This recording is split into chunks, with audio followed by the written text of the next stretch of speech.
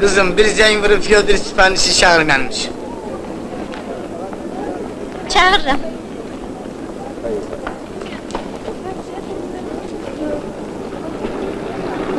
Bu sənsən Fyodor Stepaniç? Bəli, mənəm həkim. Necə bilirsən Fyodor Stepaniç? Belə bir gündə, belə zamanda 17-18 yaşında qızın qəm yeməyə haqqı varmı? İndi düzü bu vəziyyətə baxın.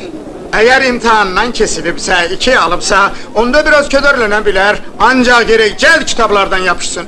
Əgər kitablar yanındadırsa, O zaman kədərlənməsin. Onun gələcəyi var. O ki qaldı bizə, biz daha yola axıra vurmuşuq. Biz değil. Bizim akşam məktəbində yaşlı adam çoxdur. Mənə bax, həkim, heç eşitmisən telefonçu özü söhbətə qarışsın. ağlabatan sözdürsə qoy desin. Siz təhsilinizi artıra bilərsiniz. Təcrübəsi olan adamlar nəzəriyyəni asan qavrayır. Axı ay qızım, o təzə maşınlar haqqında nəinki kitab, heç təlimat da yoxdur. Mən sizin üçün nə lazımdırsa taparım. Bu da bizim zamanə gənciləri. Ona məsləhət vermək istəyirsən, amma o sənə ağıl öyrədir. Qızım, bəs Sənin adın nədir? Mənə belə gəlir ki, bu qəşəng qızın adı Mehribandır. Adı da Mehribandır, özü də.